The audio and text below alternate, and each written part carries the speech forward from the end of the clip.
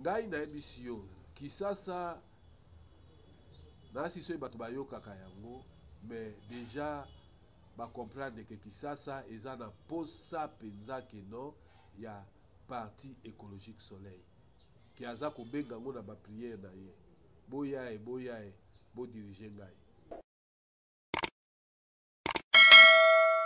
lelo ndenge toza boye na Congo toza na mutu moko aza expérimenté te oyo akoki kolobaka lelo keno aza na expérience na politique. Alors, s'il y a quelque chose qui cloche, aujourd'hui nous voyons partout dans le monde entier, il y a nos joueurs, nos artistes, nos acteurs politiques qui dénoncent plus ou moins le silence de la communauté internationale. Alors, s'il semblerait aujourd'hui d'accuser le Rwanda, on pourrait aussi dire que non, il y a la communauté internationale qui sont derrière le Rwanda. Mais pourquoi pas? Mais que ce soit vraiment une retraite éternelle et que chaque chat soit appelé à son nom. Parce qu'on a marre. On a vraiment marre de la communauté internationale et nos frères africains. Je crois que là, quand vous dites que nous avons 50, c'est que nous avons contre EAC. Tu vois, communauté de l'Afrique de l'Est, parce que bon, on a plus ou moins que ça zone tempo et c'est quand wapi ba invento ba longue ba on remplacer. Est-ce que vous avez une idéologie à barque ne c'est ça quand même tout na bango? Non, ngana ko ebisa yo lelo ndenge ozomona boye biso na parti na biso tosi tozwaki déjà ba solution moko solide et peu durable. Na ndenge tosaka ba réunion ndenge président na biso ayebisaka biso notre visionnaire tokoki kozala na confiance à bato wana te mpo bato wana bakoki kosala Congo te na lolenge na biso.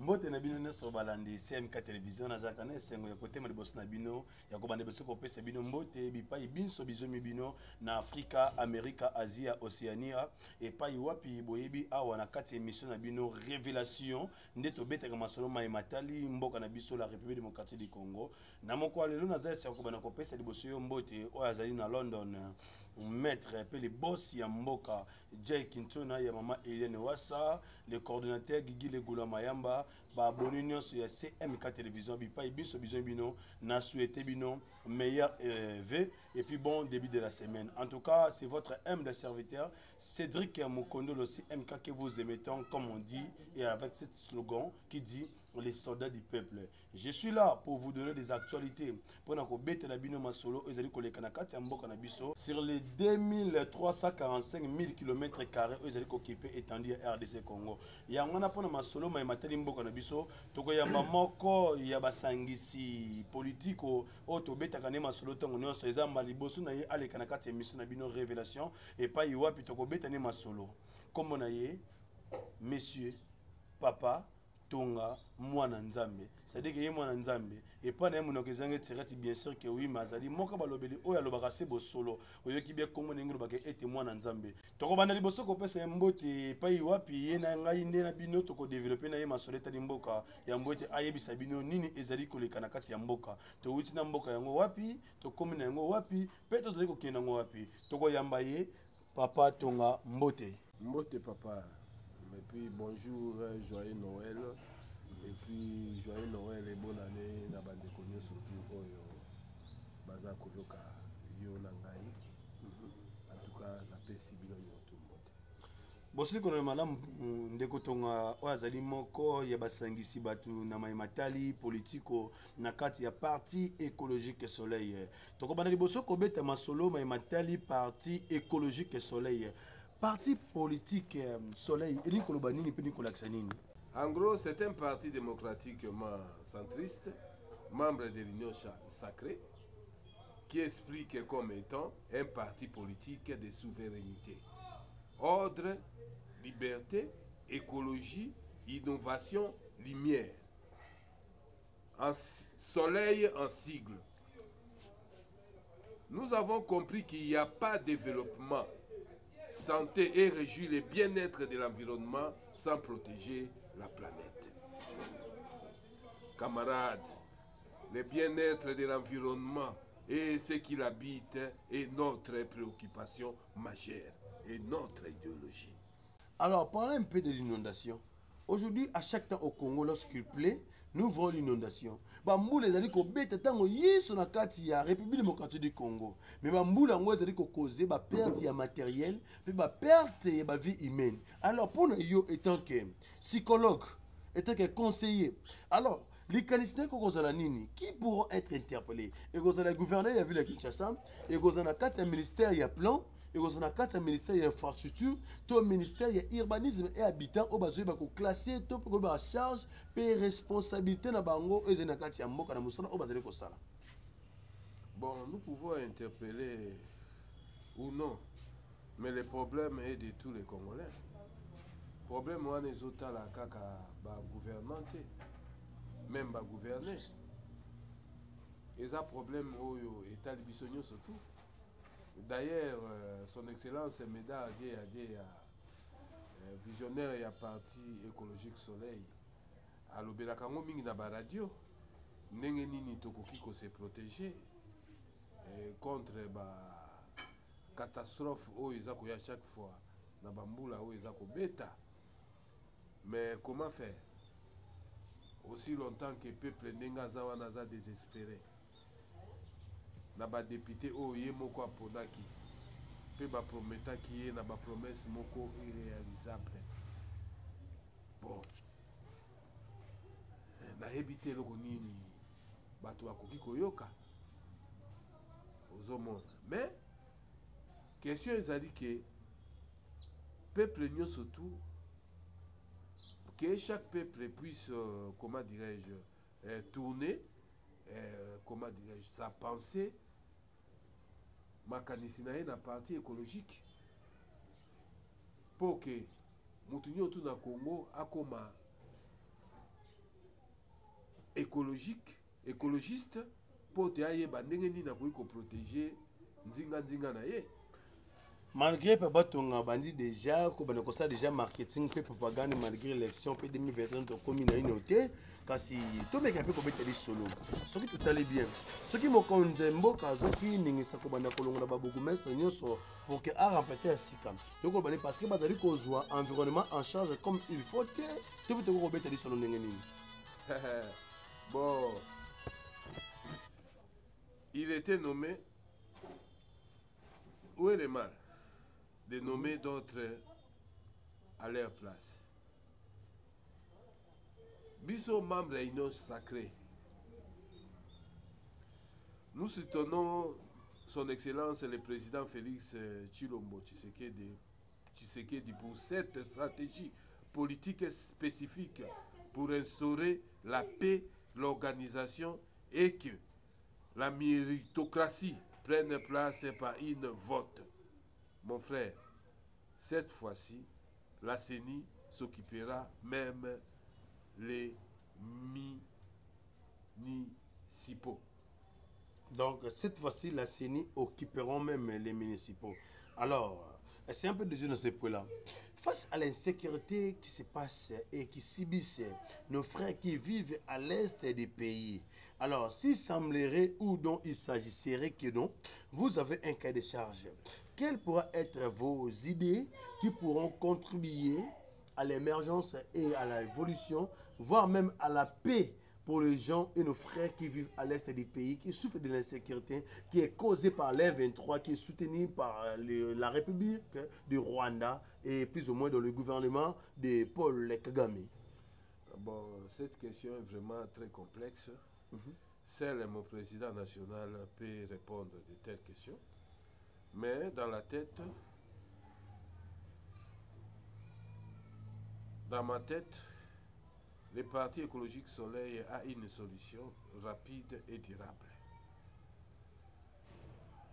Donnez seulement confiance et tout ira bien. Donnons seulement confiance et tout ira bien. Alors, parlons un peu, qu'on rentre encore au début. Quels sont les mécanismes prévus? Quelles sont vos stratégies mises en place pour réellement combattre cette insécurité qui règne en République démocratique du Congo? Parce que lorsque nous voyons à Kwamoutou, nous voyons des Rwandais, des rebelles terroristes qui tuent le peuple congolais. Lorsque nous voyons dans l'est du pays, dans la République démocratique du Congo, précisément dans le nord et le sud Kivu, nous voyons les Rwandais qui soutiennent plus ou moins la révolution du parti ou soit du terroriste, du groupe terroriste 1-23. Alors, que dites-vous vraiment que si il semblerait que vous avez des idées à proposer au gouvernement mis en place, alors, quelles pourraient être ces idées-là? Bon, moi personnellement, je ne peux pas vraiment prendre de l'engagement. Mais c'est notre cher beau pays. Oui, je sais. Mais tu sais, aujourd'hui, nous n'avons pas des élus. Et puis, nous avons des stratégies vraiment durables qui peut, comment dirais-je, des stratégies qui peuvent tirer la paix durable. Mais on n'a pas des élus. Nous ne pouvons pas voter des lois. Mais une fois que la population vote pour notre parti Soleil, là, nous aurons la capacité de solliciter le gouvernement, nos moyens pour que nous puissions sortir de cette impasse qui amène les pays dans un désastre catastrophique. S'il s'agirait de toucher un peu les points sur l'opinion, aujourd'hui nous voyons l'augmentation du budget de notre pays par la commission ECOFIL qui est passée de 14,6 millions à 15 ou à 16 milliards de dollars. Et j'avais vu plus ou moins que non, aujourd'hui dans notre pays, il y a une loi qui a été votée pour renforcer et pour faire remonter encore une fois de plus notre armée, le FARDC en puissance. Alors, jusqu'à présent, nous attendons et nous voyons des échos. Si je l'ai touché dans notre langue en disant que non, bato bazoloba ete kino lelo bijambo ke mati mais insécurité na mboka zo silate. Bijambo ke mati mais les FARDC ne sont toujours pas bien équipés par les munitions, par la logistique et vraiment leurs conditions de vie. Alors est-ce qu'ils seront vraiment ou ils seraient à mesure, voire même à capacité de défendre l'intégrité nationale de notre pays? Bon, je n'ai rien à commenter là-dessus. Mais c'est une chose vraiment claire. La population congolaise se multiplie jour au jour. Oyo esalemaki lobi eza te ke esalema lelo. Okay. Bon, soki bato bazokanisa ou bien ngai nazokanisa wana kaka eza ngai, mais ngai lelo naza militaire te, nayebi te soki condition na ngai échanger ou bien comment. Po biso batulea mususu tomonaka lea mususu bien ya condition eza kaka soki mutulea mususu akomi lokola ngai ou bien lokola ngai na ndako ya monene, il faut pe mutu azala na ndako ya monene po azala bien. Mais dans tout ça là, je sais que pays ezosala eloko moko malamu, donc il faut to encourager. Alors aujourd'hui, êtes-vous réjoui na koyoka ke ba 1-23 na ba position nyonso oyo baokipaki na ba territoire baokipaki précisément na Kibumba, en même temps d'autres territoires qui étaient occupés par le 1-23.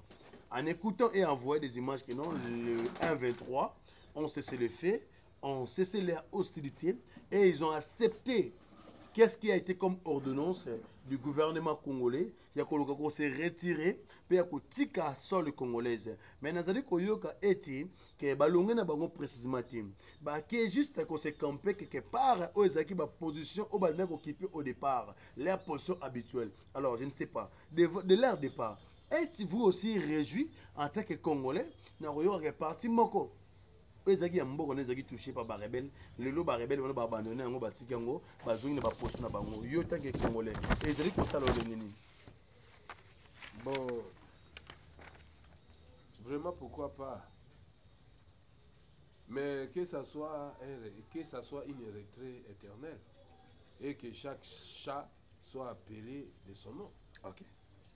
Parce que nous avons marre de telle sorte de théâtre de la part de nos frères africains et la communauté internationale, surtout cette parasite de M23. Avant, c'était la nationalité et l'intégration dans l'armée. Aujourd'hui, c'est une portion de terre. Qui sait demain ce qu'ils vont demander? Camarades, le problème n'est pas M23 ou les envahisseurs, mais notre loi. la Constitution. Frère, dans la vie, tout est tracé. Et censé que tout marche à la ligne comme le fumet d'Abel de l'espérance. As-tu déjà coopéré avec un voleur? Impossible, je ne peux pas se faire quand même. Ou un tricheur? Impossible. Il y a quelque chose qui cloche. Alors, s'il y a quelque chose qui cloche, aujourd'hui nous voyons partout dans le monde entier, il y a nos joueurs, nos artistes, nos acteurs politiques qui dénoncent plus ou moins le silence de la communauté internationale. Alors, s'il semblerait aujourd'hui d'accuser le Rwanda, on pourrait aussi dire que non, il y a la communauté internationale qui sont derrière le Rwanda. Mais pourquoi pas? Mais que ce soit vraiment une retraite éternelle et que chaque chat soit appelé à son nom. Parce qu'on a marre. On a vraiment marre de la communauté internationale et nos frères africains. Parce qu'avant, c'était l'intégration de l'armée et la nationalité. Aujourd'hui, nous attendons qu'ils ont besoin d'une portion de terre. Bon, alors, demain, qui sait qu'est-ce qu'ils vont demander? Hein? Bon, moi personnellement, bon, je soutiens, nous soutenir un projet stratégique à président, son excellence Tshisekedi, Chilombo. Na oyo aza kolandela bamakambo wana mais naza mpenza na baconfiance te na bafrère na biso baafricain na communauté internationale. Je crois que là, quand vous dites que nous avons 50, c'est que nous avons contre EAC, tu vois, communauté d'Afrique de l'Est, parce que nous avons plus ou moins que sa zone tampo. Et si vous avez un 20 ans, nous avons remplacé. Est-ce que vous avez une idéologie à barquer? C'est ça que nous avons. Non, nga na koyebisa yo lelo ndenge ozomona boye biso na parti na biso tosi tozwaki déjà ba solution moko solide et pe durable. Na ndenge tosaka ba réunion ndenge président na biso ayebisaka biso notre visionnaire tokoki kozala na confiance ya bato wana te mpo bato wana bakoki kosala Congo te na lolenge na biso. Ozoyeba neti ndenge biso tozali boye toyebi ke bato wana baza na baide moko boye oyo biso toyebi te me yo ndenge oza wana oyebi posa oyo oza nango mpo ezali nzoto na yo. Est-ce que yo pendo asile ke nga nakoki kosalisa yo koleka yo moko nzoto na yo? C'est ça les problèmes qu'on n'arrive pas à comprendre. Parce que les gens qui ont une maladie, ceux qui placent moko loboko, ils ont une pote, c'est-à-dire que pas sur le motema qu'on a tous en mobimba. Parce que na côté la communauté internationale, na makanisi oyo bazali nango, et c'est le la bino moko na le domaine de l'environnement na sa partie écologique et soleil. Vous avez plus ou moins basé na protection et environnement pour la planète tout entière. Le ko la bango moko bazoko ko sala salon ya STT. Yango bango communauté internationale balingi basunga bango na kosalela bango salongo parce que les combats qui se passent là-bas ezaka pour l'intérêt moko koluka ba ressources naturelles ba ressources ya sous-sol na biso. Alors peut-être bino ba congolais besoin naïf na koyeba kosala salongo esengeli en fait que pour faire remonter en puissance la République démocratique du Congo yango bango bali basunga bino ozomona te que d'autre part pe que ça n'existe na bino moko ba congolais te eza négligence ya ba congolais te dans l'ensemble. Mais ça négligence ya ba politicien. Problème au tozanango na république ya Rwanda, eza ba peuple congolais na ba rwandais te. Même président Tshisekedi alobaka ngo chaque fois. Eza problème ya gouvernement rwandais. Ah là les sorts rejettent maintenant si Paul Kagame. Et puis oye bango bien que non. Biso awa ndenge toza boye. Problème au moni eza kokende eza kosila te. Il faut koyeba cause ezali à partir ya mibeko na biso oyo babengi mibeko likonzi constitution ndenge bato mayele bajuriste oyo basalaka mibeko balobi ke non constitution na biso il faut to changer yango mpo ndenge nayebisaki yo ndenge toza na mokili eza na bachemin oyo eza tracé ke mutu il faut atambola soko otamboli na bachemin wana te soit obeli liboma po eza na bachemin ke no po okende Europe oyebi eloko nini yo kosala eza na bachemin pour réussir na vie oyebi eloko nini yo kosala alors tout est tracé bato wana bayebi ke mibeko na biso eza malamu te bazwaka biso na mibeko mpo soki tokomi kokopere na bango c'est que mibeko na biso mpe eza koprotege bango. Ah oui, apparemment, disons ça. Ah, parce mais que oui. Non, Bon, non, lelo, est-ce que ndenge tosola ki oui. liboso, est-ce que aussi au monde, est-ce que tu as déjà vu quelqu'un en train de coopérer avec un voleur qui vient de lui voler? Impossible, c'est pratiquement. Ou bien coopérer avec un tricheur? Impossible. Alors, ce qu'il est mususu muta komi kosala ke no ba coopération wana, c'est kayebi ke na kati ya mibeko na biso, eza neloko moko boye, na loi moko boye za ko soutenir bango.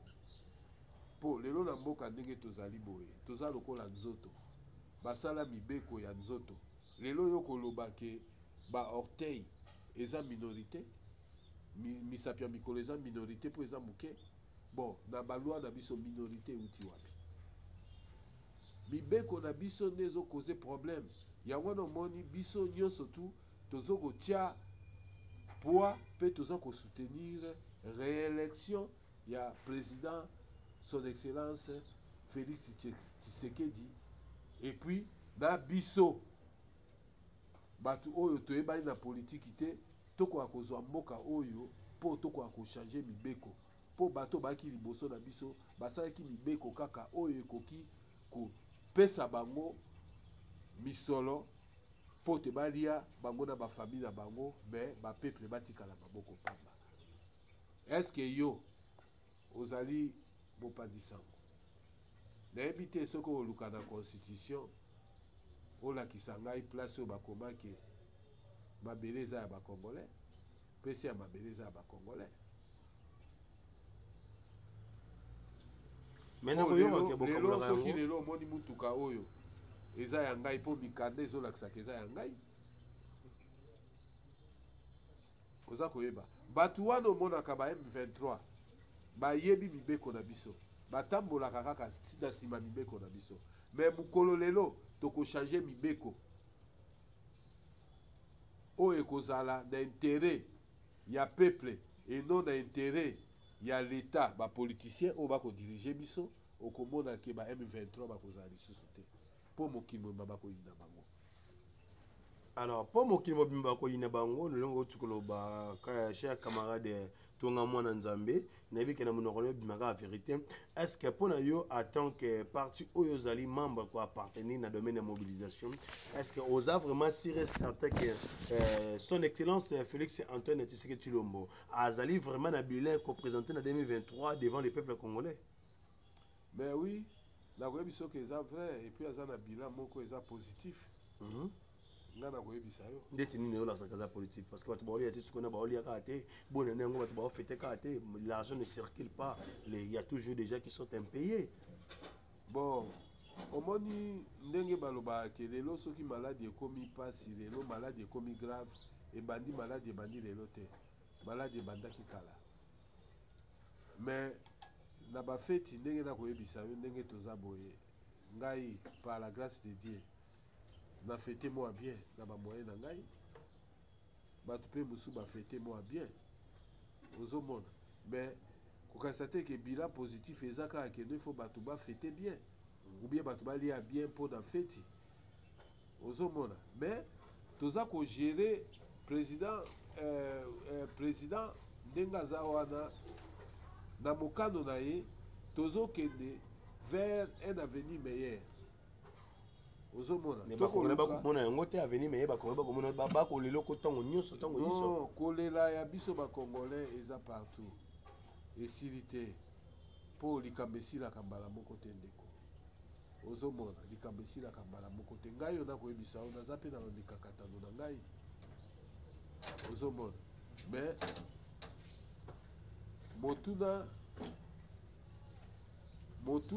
motuna ezali kolela te me naluka solution ndenge nini nakoki kolongwa na mikakatano oyo naza nango congolais aza kolela estce ase ayebi ndenge nini akoki kolongwa na mikakatano yango nakoki kozongisa elo motuna ok neti yo nakolela na yo mpo na kolongwa na kolela me fo kosala nini mais mécanisme ezali ke mokonzi ya mboka ya mboto ozali na ye alakaki biso ete soki akomi na botambosi to mpe na kiti ya bokonzi ya kodirige mboka oyo akokomisa bajeune bamillionnaire akobongisa mboka oyo to ya chômage ekozala réduit mais jusqu'à présent tozomonaka azali vraiment kosala makambo te oyo bacongolais oyo soit oyo alakaki bacongolais parce que bacongolais bazali kolela kutu ezali na bacongolais bakomi koloba déjà ke akende ndenge tobenganaka kabila na 18 aussi koleka bakomi mpe kolinga mpe babengana mpe tisekedi poke te azala ereli te na manda ezali koya. Makambo wana ngai personnellement nasali nakosala na président Tshisekedi te aza président oyo nalingi namoni ke pouvoir na ye euti pa nzambe mpo nzambe alokoti ye na kati na biso bato oyo toza na ba CVT oyo ekuba lokola bato mosusu oyo bakanisaka neti baya baexpérimenté mais basala rien azali wana okobwakela Joseph Kabila te nakobwakela ye te nakoloba na bato parce que toyokaki na politique ya Kabila ezaki moto auti mboka ayeba komisa mamo député moto auti mboka ayeba tie mamo ministre peut-être yango wana parce que la majorité bato bajouaki na 18 ans Joseph Kabila eza bato bazalaki non expérimenté te non détrompe-toi lelo ndenge toza boye na Congo toza na motu moko aza expérimenté te oyo akoki kolobaka lelo ke no aza na expérience na politique mais toza komona ndeko fe Tshisekedi azosala déjà 4 bato basous-estimaki kosala 6 mois te 5 mois te mais ya mboye te aza kokende déjà 4 ans déjà yango oyo totika na mobu moko po te asilisa ko question ya expérience eza neti moto oyo akoki kopesa biso exemple ya malamu ke no il faut kosala boye eza te à part président Tshisekedi po président Tshisekedi na 4 ans oyo asali naboyi nazala neti na ali awa nakolobela président Tshisekedi mpo nga nazali molobeli bozali membre ya union sacrée quand même naza membre ya union sacrée mais naza rapporteur te naza mutu moko te navanda boye nabanda oloba makambo ya mutu munene oyo ngai nakosala na ye elongo moko esika moko te apesi ngai mesa te ou bien biro te po tosala na elongo mais nakotala idéologie ya parti politique ezali kokende elonge moko ezali plus ou moins kotambola na visa chef de l'état kolite contre pollution contre réchauffement climatique en mboka oui parti na biso ezotambola lolenge ndenge moko na ye mpo ye aza mutu oyo aboyi bamakambo eza kosalema na mboka liboso oyo bandeki kosalema na mboka liboso na bato oyo bazali kokamba babengi bango bato ya leta neti baministre baparlementaire boye na boye mpo ngai na yo toza basimple peuple tozali leta te toza basimple peuple ozomona ye aboyi bamakambo oyo ezalaki liboso yoyebi ke baministre misusu batekaki zamba batekaki 3/5 ya zamba ya forêt équatoriale na biso esila koyeba bakoma na bango ezali mpe comme neti koloba tokotanga bakoma na bango te ya mbote todénonce bango tokotanga mpe bakoma na bango te tofula bango parce que bazali bato oyo bazali koboma peuple congolais indirectement bateki na ino zamba na biso oyo ezali forêt équatoriale moko ezali contre réchauffement climatique ya bango bango bazwi ndingisa koteka yango c'est-à-dire que baza bato oyo tokotanga te bakoma na yango na kati ya émission te oyebi bamakambo wana alors président na biso azali contre bato wana oyebi ke ezali na loi moko babengi yango loi bakajika oyo ezalaki na ntango ya Mobutu les sols et les sous-sols appartient à l'état président na biso alingi bamakambo wana te neti biso mpe parti soleil tolingi yango te tolingi ke les sols et les sous-sols appartient au peuple congolais eloko biso tolingi nde eloko esalema yango mais na kati wana boza na balie na baunion africaine baunion européenne baza na kati ya part ya kokabula mabele ya Congo mais oui à partir ya loi wana mpo lelo omoni bamakambo ekomi kosalema na mboka na biso ezali bamakambo moko bamakambo oyo bandeki kosalema na mboka na biso liboso ezalaki di à partir ya loi likambo oyo nakoyebi biso ya loi ozomona loi bakajika et puis tozali na nini na baloi familiale nasi oyebi yango oyebi loi familiale na biso ya congolais mais ezali bacongolais bazali kobénéficie na kati ya loi wana te mais bakobénéficie ndenge nini loi wana elobi boye chacun pour soi code familiale congolaise eza mal élaboré na ndenge ni elobi chacun pour soi Dieu pour tous. de balongoli mama bible okoto tina kati donc chacun donc na baka Dieu pour tous na ndenge ke na tie na bible mais soki olandi yango yo oza mopandisi yango olandi na makomi ezali chacun pour soi donc mutu na mutu ata amilengele yango na batiki bandeko ya este basouffrir bongo bakufa bongo baboma bango parce que mona moto mais lelo omoni ke président Tshisekedi azwi keno atie état de siège ozomona mpo aboyi code familial wana mais lokola eza na makomi ozomona lokola eza na makomi toujours eza koimprime mais lelo ndenge soki nzambe alingi apasse na deuxième mandat na baparlementaire ya sika oyo bokovote neti na soleil neti na parti soleil mpo eza parti na nga lelo soki bozwi badepute na soleil bakovote baloi oyo keno bakochange même code moko familial na mboka na biso ozomona na façon wana tomeka un peu kobeta lisolo biso kovanda code familial mais tozali komona bainondation ezali kosalema na kati ya république démocratique du congo précisément na capitale ya kinshasa la capitale congolaise à chaque temps soki mbula ebeti na kati ya république démocratique du congo tozali komona bandako ezali kobukana baaveni ezali kochola baperte humaine ezosalema mingi natunaki yango na ebandi na biso alors banani oyo bakoki komema mokumba ya koasime baresponsabilité na ezali le premier citoyen de la ville de Kinshasa M. Gentini Ngobila ezali Pius Mwabili oyo azali ministre ya plutôt ya urbanisme et habitant tout peut aller ministre à plan na ebité nani akoko assumer charge wana parce que to yebiki muna mutu azana particularité à part na ye oyo akoki ko contribuer na République démocratique du Congo na mosala oyo biso peuple to ponaki bango ba kende ko lobela biso pe ko sala biso marete bazali ko sala yango te bon charge wana ndenge na yebisaki yo na ebandeli eza kotala kaka bango te mais ezotala biso nyonso te ngai nayebisi yo kisasa nasi soki bato bayokaka yango mais déjà bacomprendre ke kisasa eza na posa mpenza keno ya parti écologique soleil ki aza kobenga yango na bapriere na ye boya ye bodirige ngai mpo yokanisi na baterase na biso nyonso eza inonde baplastique oyo biso tolobaka yango chaque fois tokoleka na bamédia na baradio mais lokola bato wana bapolitiza nyonso tu bakoma koetufe yango balingi te ke bato bayoka ndenge nini bato bakoki kotraite baimondisi na bango bachasse etoni partout baterase eza na mai bangungi yo olobi yango te yo ozobaka bainondation ngungi eza koboma bato koleka même inondation eza di a partir ya insalubrité lelo ndenge toza boye toza na barime partout ndenge ana kosola boye na rime makasi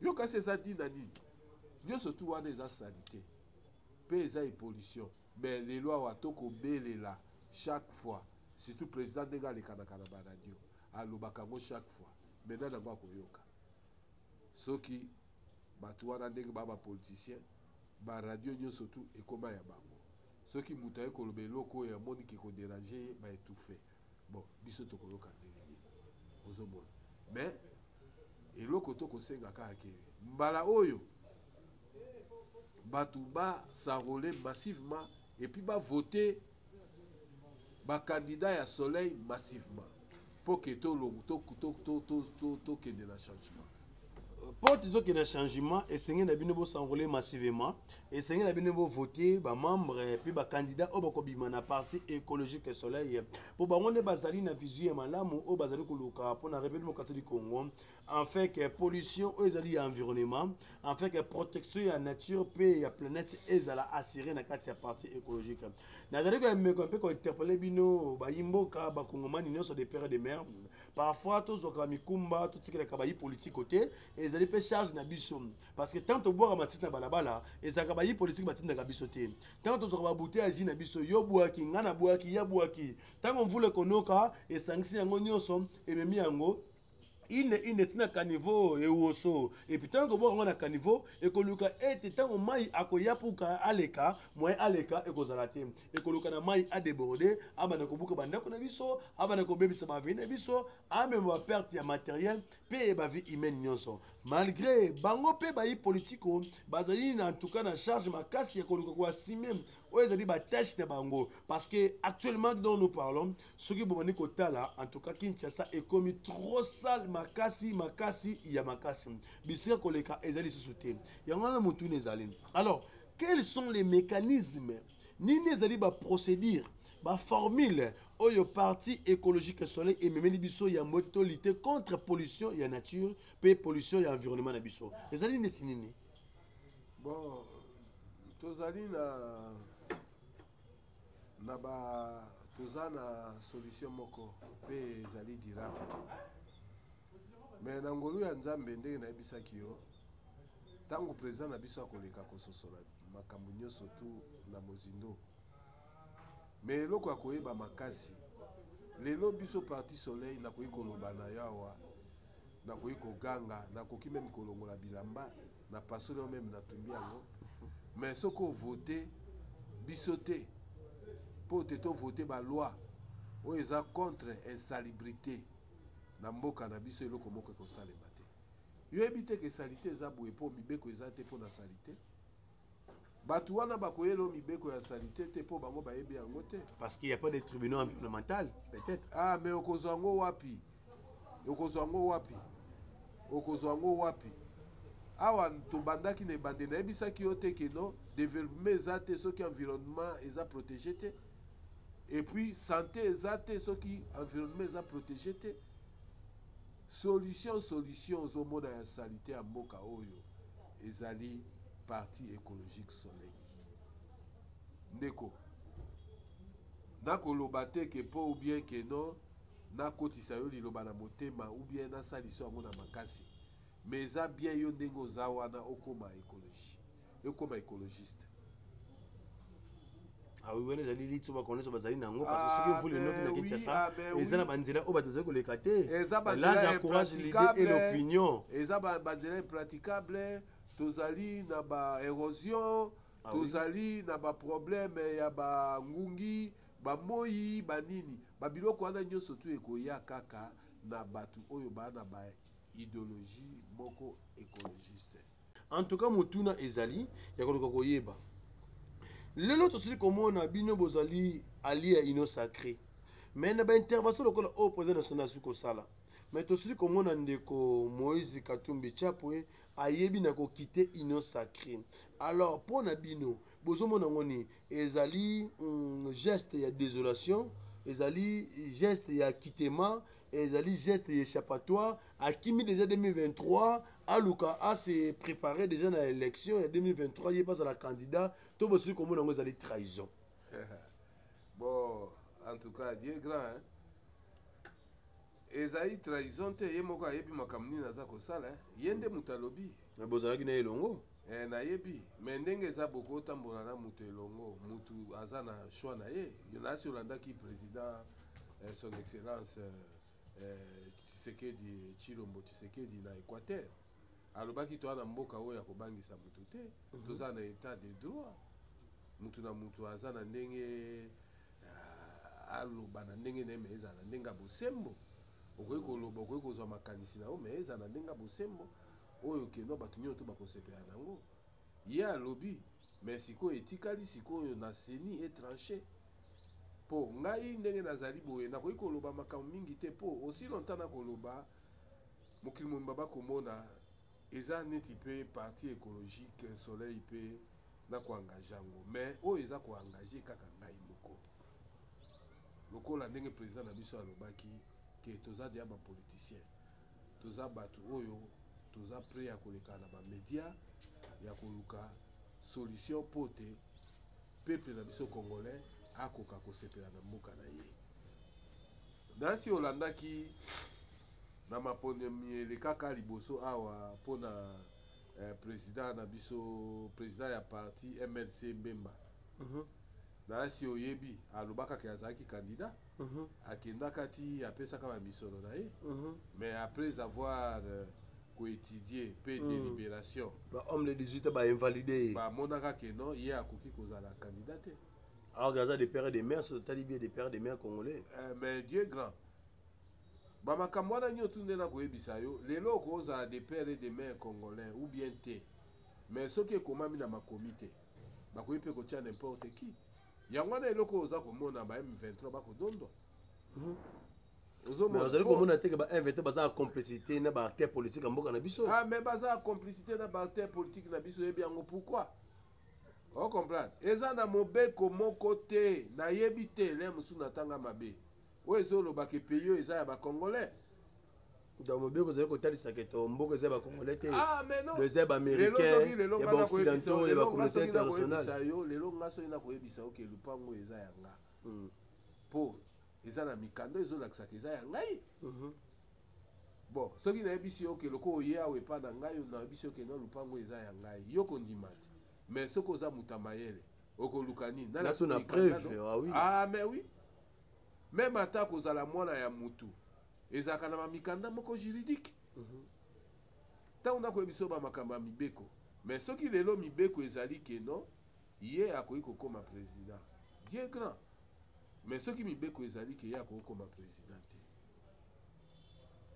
Dieu grand. Mais selon les rumeurs qui circulent dans la capitale dans l'étranger, il n'a habité sur Romona. Mais c'est un monsieur que je respecte beaucoup. Pour Azara qui est un ancien gouverneur, Yambo Kanabiso, je lui dois du respect pour travailler qui dans Kanabiso. Malgré tout, Azara qui n'a bilan moko et qui est un peu médiocre. Négatif. Mais il fit gouverneur Yakatanga. Et puis Yazaki parmi l'autorité na biso na kopesa ye respect ozomona mais likambo ezali ke no kolongwa ya longwe epesi union sacrée ou bien mawate ou bien désolation te ou bien alongoli eloko moko boya muke te bino boya bato média na si ozotala epesi dia bokabwani kuna ozo comprendre. Mais ngai personnellement nako voter Tshisekedi. Abolu nga fait c'est rebeta sur deuxième mandat. Te toza ko lukate, toza ko lukate. Biloko ezali bayeli yo matembelo lamba. Bayeli yo matembelo kolia ngoka mbala moko boye. Mais Félix Dali pa matembelo na pesa ba congolais te. Bayeli yo matembelo kolia ngoka mbala moko po eza biloko kolia. Tebi ki matembelo za travail belé mais alors zala na patience. Oyebi il faut kolongola. Kolongola ba matiti, kosukola yango. Kokata. Mais soki déjà so bandi dia kolongola. O bandi kosukola. Et puis o bandi dia kopelisa moto kuna yeba ke kolia matembelo na kosi. Ah, mais quand on matembele la bio, ils ont un produit chimique parce que le imboka bazazi ba produit chimique trop ya politique. Ba PC polo, ba kabele lipa, ba PC 5000 transport na so ba PC macheta bon maso. Wana ngana ko yebisa yo ke non et comme babiloko moko il faut kotala ngo microscopiquement. Mais ndako loba no babiloko eza terre à terre ko comprendre que non son excellence Félix Tshisekedi azo mérité à ça la demanda pote akwa kosilisa projet na ye oazaki nango au moins Nzambe a changé ngai ndenge nazali boye nazali na baninga na ngai oyo balingaka mboka oyo na muninga moko aza na France na komba Marco Chako muninga ana yebisa nga chaque fois que non soki Congo eza kobeba ezali pona ba congolais bino moko. Oh, ba congolais bango moko. Mais comment bino boko vanda boye bozaka na courant te bozaka na mai te mais bo déclaraka te. Oh, c'est vrai ça. Ba congolais bazali kolela tango yiso. Alors ezaka ka ye moko te muninga moko isusu azali professeur na Inikin kombo na ye professeur Ilumbe Guy. Ah, je connais le grand frère Ilumbe Guy na peso mote bisiko zali en tout cas. Wana ye wana conseiller mutamaele mingi bawaze kusenga na politique congolaise na mobali kitoko. Ah oui. Ayebisa nga chaque fois de tonga yo le la katro ozomona mais yebango ke no problème a Congo eza ba congolais kokasa te ke kolela pasi pasi nde eza solution. Solution ezali koluka neni kolongwa na pasi wana. Alors solution wana ezali na kati ya parti écologique soleil. Oui. Wana za kubwaka beloge pa ya docteur. Eza eloge te na koyebiso makamba solo. Yo kolia ndenge nini soko bateli environnement te. Si a yo zolo ba matembele ya bio ya eza bio te no. Yo kolia bio ndenge nini soki environnement eza malamu te. Ozo comprendre. Yo kolia yo kozwa développement wapi soki o protéger environnement te. Yo kozwa sécurité wapi soki environnement eza protégé te. Spécialité liée à environnement ezali na partie écologique soleil. Ah oui, c'est vrai ça. Ngai ndenge nazali boye tangu nazalaki étudiant na Nigeria, parmi biso ba étudiant na salaka mouvement moko boye bande kobenga ngo na tiaka ngo na kombo ya LC, Ligue de conscience. Ezaki mouvement moko politique te, mais ezaki mouvement moko éducatif. Na comprenaki que na Congo toza na problème ya éducation.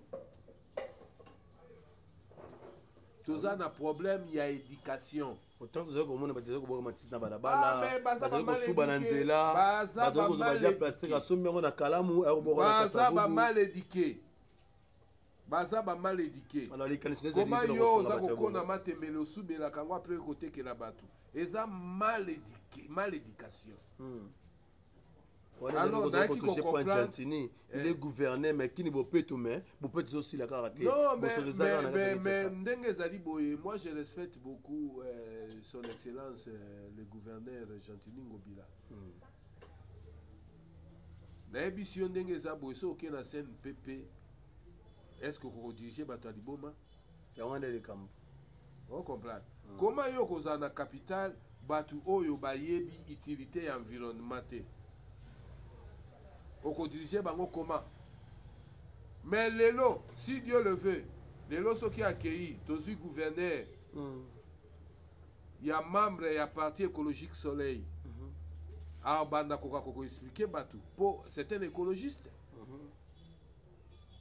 Son excellence Jatini Ngobila écologiste était. Ah, son excellence Jatini Ngobila écologiste était. Il y a un moment où nous sommes comme les plus amplis. On les a la kini bopé, topé kini la belle autobanakala. Et ça qu'on continue qu'on a la kini bosoto. En tout cas, nous ne sommes pas là pour accuser Gentini. Nous ne sommes pas là pour pointer du doigt, pour pointer plutôt du doigt. Nabat obazali ko gérer ville à Kinshasa. Toza plus ou moins pour repasser ma candidature que ba imboka. Il y a koluka ete imboka na biso ekene liboso. Na domaine il y a salubrité, na domaine environnemental parce que milliers dont nous vivons ils a tellement cette makasi. Alors un mot de la fin. Na bato o bazali ko landa na kata télévision na kata CMK télévision le bana su kezali nini? Non, ngai personnellement na ko encourager surtout nos artistes et musiciens. Baza bato moko baza très important na. Mais basala comme ça na mboko comme il faut babanga na bango politique ba kanga bango ba ko enlever bango. Non, eza bino nde bokanisaka ndenge wana. Mais il faut ba que musicien banga te musicien le quoi soldat. Pour moi j'ai eu des amis na bas âge bazaki ba musicien mais ba musicien ndenge mondia ba bangaka te mais les mususu basala kalikambo po les mususu ba musée galerie mais ceux qui oyebisinga ke musicien bangaka wana ozoye ba musicien mais biso ba yembela ka bolingo ba yembela ka mboka te mais non nene biso eloko moko oyo ngai na ko yebiso eza capital ba artiste musicien baza très important na mboka na biso et puis baza batu oyo bakoki ko accompagner biso et surtout ba politiciens pour na kokoka ko changer mboka oyo ngana ko biso vérité omoni muninga na ngo na biso mal ko chako azalaki camarade ya JB Mpiana papa chéri motopamba mobali kitoko azalaki camarade na ye. Mais ndenge balobaka les amis de mes amis sont mes amis. JB Azalaki le roi Rwanda. Le roi Bakamino se voit Jimbo Kabienti. Ah oui, JB il était automatiquement mon ami parce que il fit l'ami de mon ami, il fit pas mais Azati lelo. Alors jour mususu nazaki pas mal ko tovandi tinga bon moto nga na ye nazonga ndako à l'époque wana nayebi te à l'époque ntango wana voiture moko ezalaki 818